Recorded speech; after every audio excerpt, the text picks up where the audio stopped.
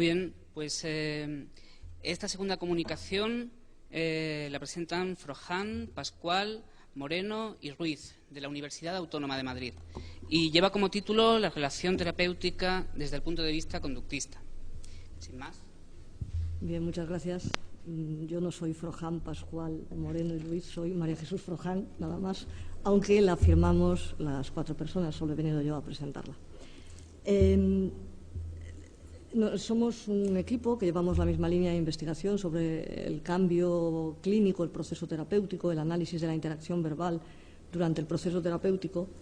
Y la verdad es que antes de decidirnos a exponer algo tan aplicado en un congreso de análisis experimental de la conducta, nos lo pensamos bastante. ¿Y qué nos ha empujado a venir y a exponer nuestro trabajo? Que en el ámbito aplicado es conocido, pero está claro que no en el ámbito experimental. Pues nos ha impulsado el deseo de mostrar a los analistas experimentales que existe en el campo aplicado análisis de la conducta que no es exclusivo de las terapias contextuales. O sea, nos parece bastante preocupante que el análisis aplicado de la conducta fuera de los entornos tradicionales donde se ha utilizado, como es en campos como el autismo o algún tipo de contextos más o menos institucionalizados, que haya esta creencia de que ese asalto de esos contextos o de esos problemas haya desembocado exclusivamente en las terapias de tercera generación. Y en absoluto es así. Hay gente que intentamos seriamente hacer análisis aplicado de la conducta siguiendo unos principios del análisis funcional y que desde luego no nos adherimos a las terapias contextuales como tal, de otras cosas porque les vemos bastantes problemas y bastantes críticas, que no es el momento de hacer aquí, evidentemente. Pero queremos mostrar este trabajo que llevamos a cabo dentro del análisis aplicado y en el contexto clínico. Yo voy a empezar con un tema, la relación terapéutica, que tiene un nombre ya que podía chirriar, ¿no? Porque todo el estudio de la relación se ha hecho desde perspectivas no conductuales. En general, la relación terapéutica ha sido un elemento accesorio, anecdótico, dentro de lo que era la modificación de conducta, porque se consideraba que lo que realmente producía el cambio eran las técnicas de tratamiento.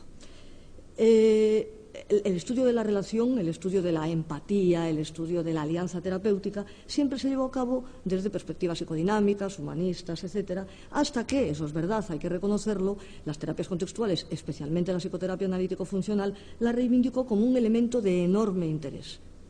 Ahí estamos absolutamente de acuerdo con el planteamiento que hace la FAP y, en concreto, con muchos de sus supuestos concretos que nosotros exploramos y utilizamos para nuestro estudio. El problema de estudiar la relación terapéutica desde la perspectiva conductual, o más bien el problema de estudiar la evolución histórica de la relación terapéutica y llegar a la perspectiva conductual, es que apenas hay textos que hagan un análisis funcional de la relación terapéutica.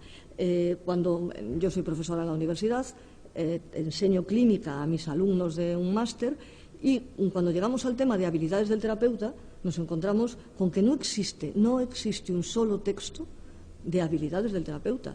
Existen textos, la verdad es que no son muy buenos en general, pero incluso los mejores, lo que se dice es lo que hay que conseguir, pero nunca cómo se consigue. Es decir, el terapeuta tiene que ser empático, el terapeuta tiene que conseguir una alianza, el terapeuta tiene que, pero nunca se dice cómo. Es decir, se habla del producto, pero no del proceso. Entonces, nosotros queremos exponer esta perspectiva, este estudio de la relación terapéutica, hablando de cómo consideramos que hay que estudiarlo, cómo consideramos que hay que analizarlo, para saber qué es realmente ser habilidoso. Y, por otra parte, acabar con esta polémica tradicional en el campo clínico, los clínicos que hay aquí lo sabrán de sobra, sobre qué pesa más, la relación o la técnica. Nosotros, la tesis que yo quiero mostrar aquí es que la diferenciación es absurda. No está la relación por un lado y las técnicas por otro. Todo es lo mismo. Todo es una forma de poner en marcha procesos de aprendizaje que son los responsables del cambio psicológico, del cambio clínico. Cambio clínico, por cierto, o cambio terapéutico, resolución de problemas psicológicos, que yo no estoy muy de acuerdo con lo que ha dicho el ponente anterior. yo no creo que el problema psicológico sea un intento de adaptación sin éxito al medio, es un intento exitoso de adaptación. Lo que pasa es que el objetivo a corto plazo de esa conducta funcional no coincide con el largo plazo. O sea, es imposible pensar que una persona tiene depresión y no ha conseguido adaptarse al medio durante 30 años. Es absurdo, es un sinsentido. Se ha adaptado con conducta depresiva. O sea, la depresión es su adaptación. Esto es así. O sea, el problema psicológico es una forma de adaptación que choca a lo mejor con lo que quiere el contexto de esa persona o con los objetivos a largo plazo de esa persona. Pero cuando yo me siento mal y me quedo en la cama, mi conducta es adaptativa 100%, depresiva pero adaptativa. Entonces, bueno, la relación terapéutica, yo tengo la costumbre de irme por las ramas, así que creo que me vas a sacar el cartelito, porque garanticé que no, pero no. Bien. Os decía que consideramos que la relación terapéutica es algo importantísimo para estudiar, porque no se puede separar de lo que es el propio proceso clínico. La relación, y esto ya os digo que va a ser el final, pero lo quiero poner al principio para que veáis a dónde voy. La relación no existe al margen de la interacción, algo que decía antes Julio. O sea, cuando hablaba de la interacción, no es que la pareja se conducta, sino que es una interacción, ¿no? La relación de pareja. Bueno, pues la relación terapéutica no es el objeto de estudio. El objeto de estudio ha de ser la interacción terapéutica, que tiene como fruto una relación que calificamos como buena, mala, agradable, proterapéutica, antiterapéutica, de alianza, de lo que queráis. Pero lo que tiene que hacer el estudioso del proceso clínico es analizar la interacción que tiene lugar entre terapeuta y cliente y que consigue efectivamente esa perspectiva tan positiva, tan proterapéutica, esa alianza que hace que, como decíamos a la comida, el terapeuta le diga al fóbico, a las palomas, sal a esa plaza donde hay palomas y exponte. Y el tipo que cada vez que oía el aleteo de una paloma salía huyendo, ahora resulta que porque se lo dice el psicólogo va y se expone. Eso que el psicólogo es capaz de conseguir a través de una buena relación es el fruto de una interacción que pone en marcha, repito, una serie de procesos de aprendizaje perfectamente previsibles, controlables y predecibles. Bien, por tanto, no vamos a poner esta contraposición tradicional que en psicología clínica ha llenado páginas y páginas acerca de qué pesa más una cosa o la otra, la búsqueda de factores comunes, si es los factores comunes de cualquier terapia, en cualquier modelo, lo que pesa en el cambio terapéutico, o es los factores específicos, la técnica en concreto que está produciendo el cambio. Para nada. Vamos a ver cómo todo es más de lo mismo. ¿Qué es la relación terapéutica? Las tradiciones, en su estudio, han sido desde siempre la primera, la psicoanalítica, que le ha dado un peso fundamental, la terapia humanista, que también se ha preocupado tanto de la relación que considera que es la relación lo verdaderamente terapéutico, la constructivista, que es, digamos, esta emergencia del cognitivismo o el modelo cognitivo-conductual más clásico y el modelo conductual en el cual nos encuadramos nosotros. Desde la terapia psicoanalítica, la relación terapéutica, el efecto de esa relación terapéutica era un efecto contraproducente que impedía el proceso de cambio a través de la asociación libre. Es decir, el terapeuta hacía algo, sin saber qué hacía, que de dentro del paciente, y utilizo la palabra paciente a conciencia, surgiesen una serie de emociones que iban a impedir el proceso clínico. Al cabo de los años, el concepto de transferencia se asoció al de contratransferencia, porque resulta que ya no solo era el terapeuta el que hacía emerger estos procesos internos en el paciente, sino que el paciente también provocaba en el terapeuta una serie de procesos, todos ellos antiterapéuticos. Es decir, transferencia y contratransferencia eran productos que había que combatir, que resultaban nefastos para el cambio terapéutico.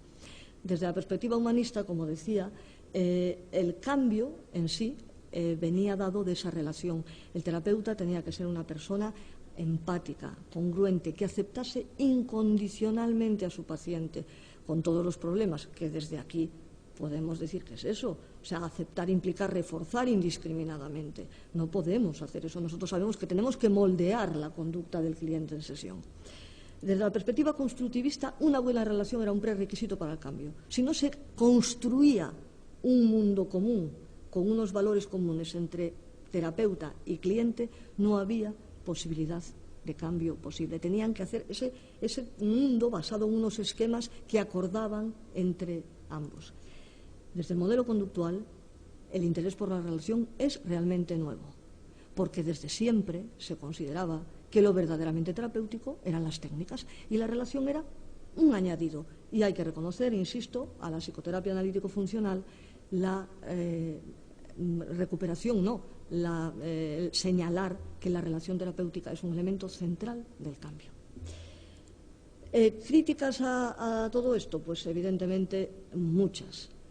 Que en la perspectiva psicodinámica que emergiesen, que surgiesen algún tipo de emociones por parte del paciente en presencia del terapeuta no es fruto de la casualidad, no surgen de dentro, son conductas, respuestas que se dan en interacción con el terapeuta. O sea, los efectos de transferencia, si queréis decirlo así, utilizando la misma terminología que usan los psicodinámicos, se pueden producir. O sea, el terapeuta puede hacer cosas, las hace sabiendo o ocurren, sin que lo sepa, que produzcan determinados efectos emocionales en el paciente, efectos que nosotros podemos querer producir o dejar de producir. Así que no son automáticas.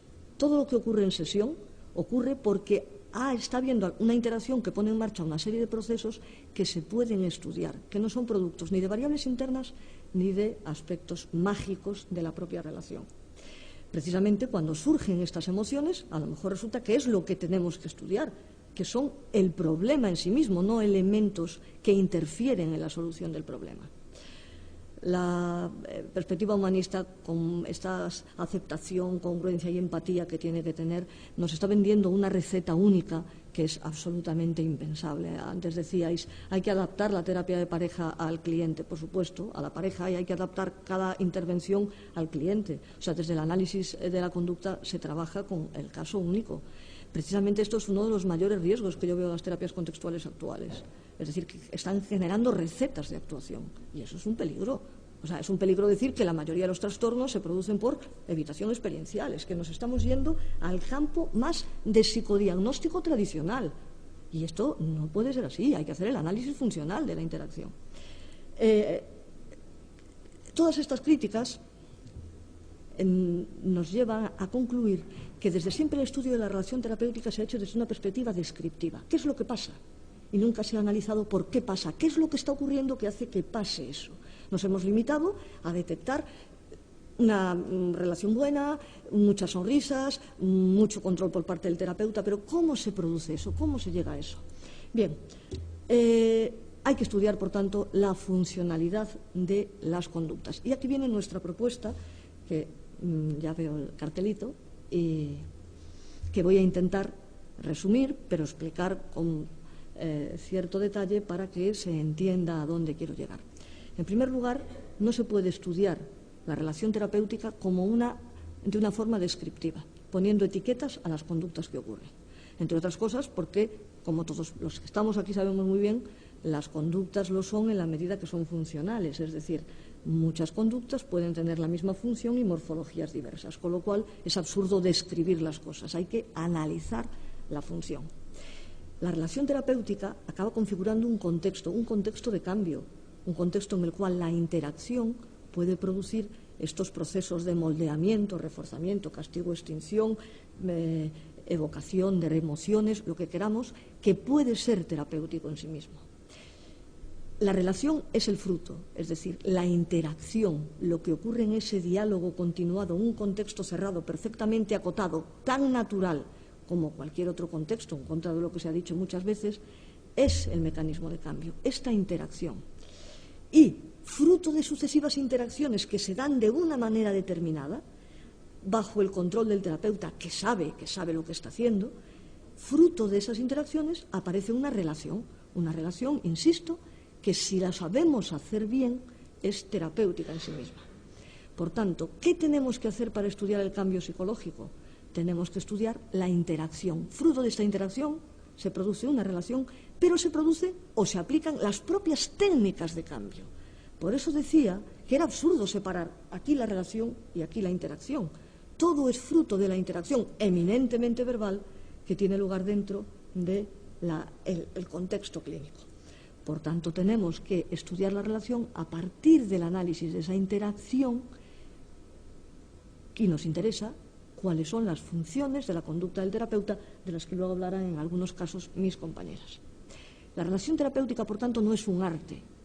Yo siempre recuerdo un libro de Jace del año 73, que mis alumnos aún siguen leyendo, les mando leer, donde cuando se sale de los contextos cerrados de los primeros estudios de modificación de conducta a los más abiertos, Jace afirma: la modificación de conducta, la terapia de conducta, perdón, dice él en aquel momento, con la diferencia entre los términos, tiene una parte de ciencia, que es la tecnología, y una gran parte de arte. Pues esto que denominaba arte no tiene nada de arte, es exactamente lo mismo, los mismos procedimientos aplicados a la interacción verbal que tiene lugar en el contexto clínico. En definitiva, terapeuta y cliente interactúan y fruto de esa interacción ocurren unos procesos de aprendizaje que, continuados en el tiempo, dan lugar a un tipo de relación que entre el cliente y el terapeuta, que a su vez es recíproca respecto a los procesos que ocurren. Es decir, fruto de este intercambio ocurren cambios en las conductas problemas y ocurren cambios en las conductas problemas descritas verbalmente en el contexto y ocurren cambios emocionales que son capaces de producir ese control que el psicólogo quiere tener, porque resulta que el cliente va luego a trabajar fuera del contexto clínico. En definitiva, para acabar, ¿qué es el cambio clínico? Cambio clínico fuera de la clínica, técnicas de intervención. Cambio clínico dentro de la clínica, relación terapéutica. O si queréis, interacción terapéutica. Versus lo que siempre se dijo de, por un lado es la relación, por otros lados la técnica, y no forman parte del mismo continuo. La relación terapéutica, por tanto, sería una variable disposicional, una variable que haría más probable que los procesos de aprendizaje que el psicólogo pone en marcha, a sabiendas de que los pone en marcha, produzcan ese cambio que es realmente un cambio clínico. Gracias, creo que ahora me he ajustado. Quedo a vuestra disposición para cualquier pregunta que queráis hacer, si es que hay alguna.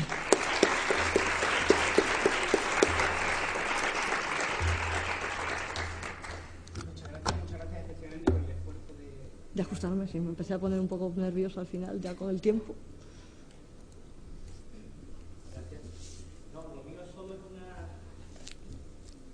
una aclaración. ¿Ahora?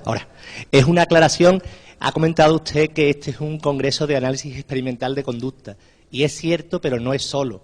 Es decir, este es un congreso, tal como el año pasado, que es de análisis de conducta, pero que tiene una vertiente conceptual, una vertiente experimental y una vertiente aplicada. Tratamos de ser lo que decía Paco Alós ayer en la cerveza, conductistas totales y no solo experimentalistas. Simplemente esa aclaración. Ojo, me he limitado al prólogo. Al prólogo pone nuestro interés por crear un espacio desde el que promover el análisis experimental de la conducta. Ha sido eso, Me alegro de que quieran hacerlo más amplio.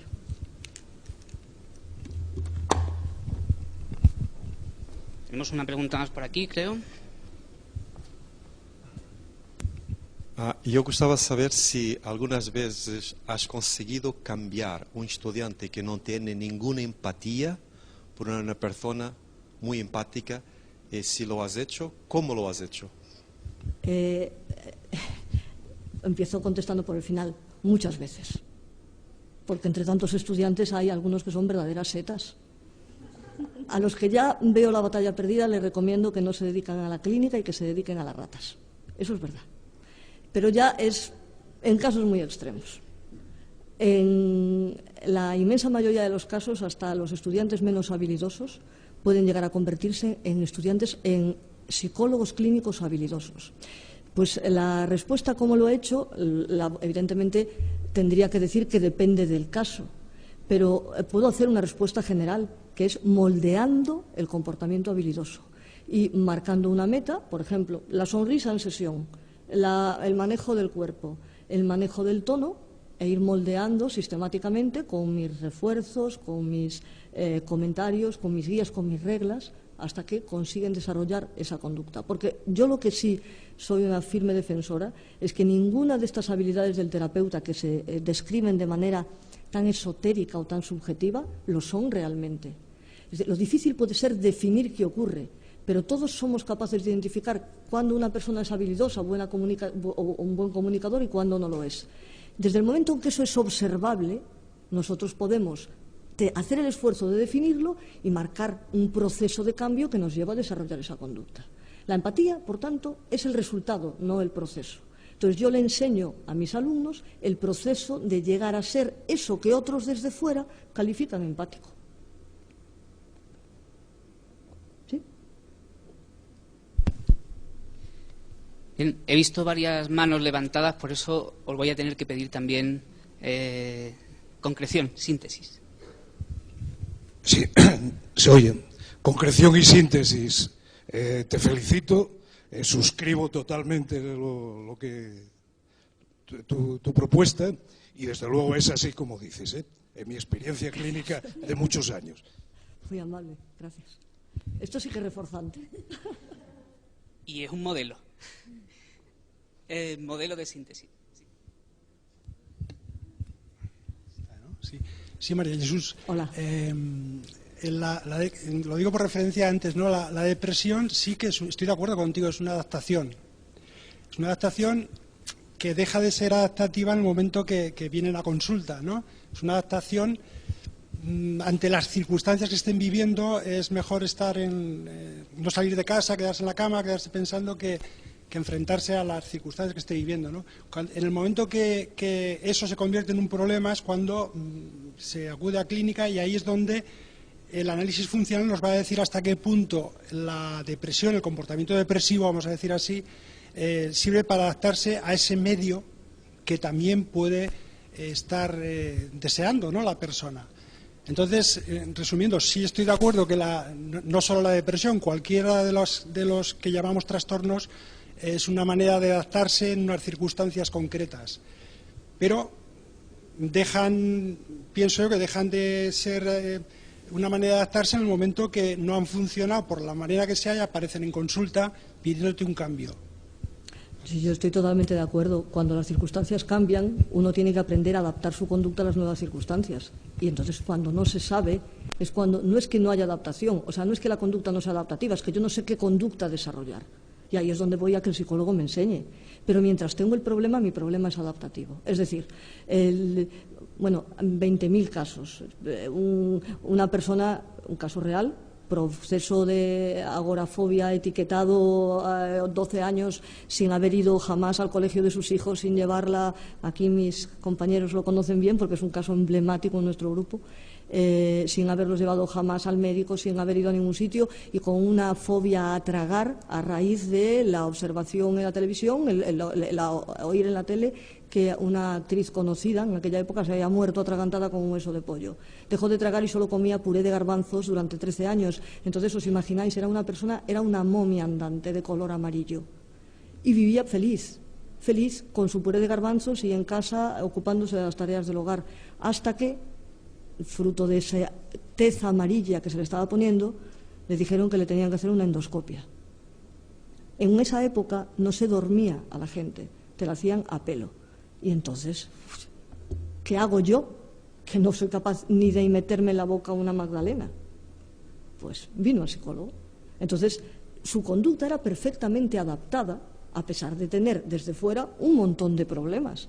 Pero es que hay un momento en que el contexto exige, el medio, o tus cambios en la familia o lo que sea, exige un nuevo repertorio que tú no tienes. Pero ese no es el problema psicológico que te ha mantenido durante esos años. Eso es una nueva exigencia sobre la que no has desarrollado algún tipo de repertorio. Entonces vas al psicólogo. El concepto de respuesta disfuncional o de conducta disfuncional a mí me parece contradictorio. O sea, ninguna conducta puede ser disfuncional. O sea, creo que lo manejamos a veces y lo decimos y es una cosa imposible, ¿no? No sé si, bueno, esto.